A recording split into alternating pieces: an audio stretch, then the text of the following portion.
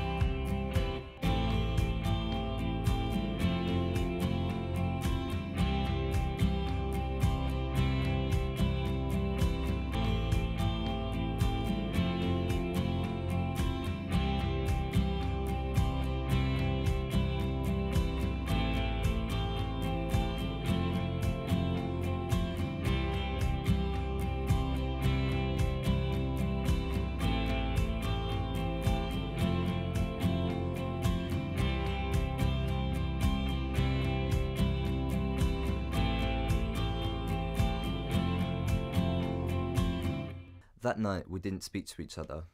I vaguely recall him weeping in the next room. I knew he wanted to understand the decision I had made for ending the civil partnership, but, well, I could hardly give him a satisfactory answer. No answer could ever allow him to understand why this dissolution needed to go ahead.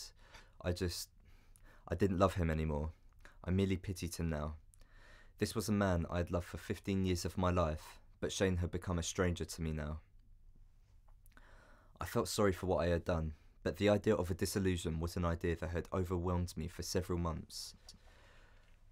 Looking back on it, this now seemed to be a firmer, clearer reality of something that was not too far beyond the horizon. I always thought that we'd be together forever, but Shane destroyed that. He destroyed 15 years worth of love and dedication simply because he refused to come out to his family. I think the moment that Shane refused to come out to his family was the moment that my love for him disappeared. I came out of the closet 12 years ago, and I certainly wasn't ever going to go back into it, not for anyone.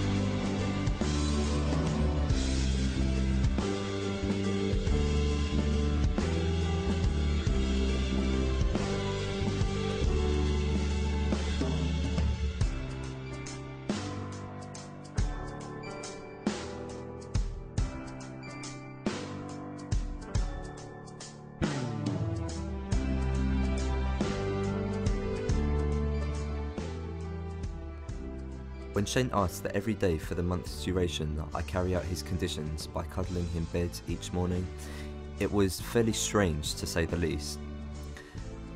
But to make our last few days together bearable, I thought I would accept his odd request.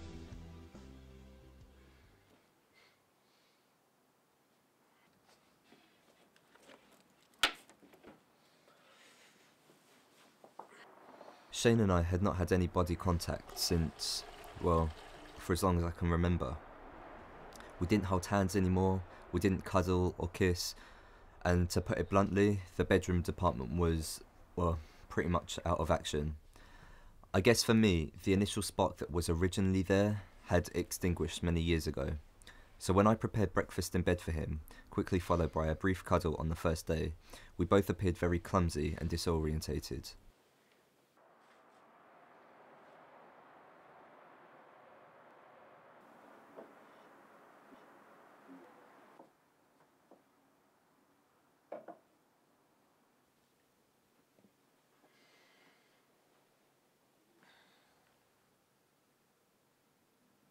I realised that I hadn't looked him up and down carefully for such a long time. He was not as young anymore, and that there were fine lines on his face.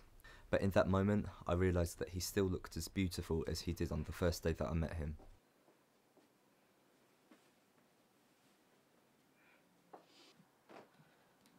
I distinctly remember a morning where I awoke to Shane choosing what outfit to wear that day. He tried on outfit after outfit but could not find a suitable one. I recall him whispering to himself, "All my outfits have grown too big." It was in that moment that I realised that he had grown so thin. Suddenly it hit me. Shane had buried so much pain, so much anguish and pressure that I had put on him for over the years, that his heart and body just couldn't take it anymore. Shane, my baby, my love, what had I done to him?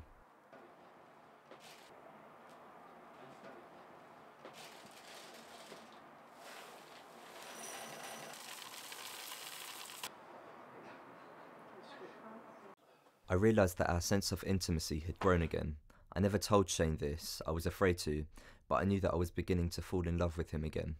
It was just like we had rewound time and returned to the moment where we first fell in love with each other. Is that then what true love was about?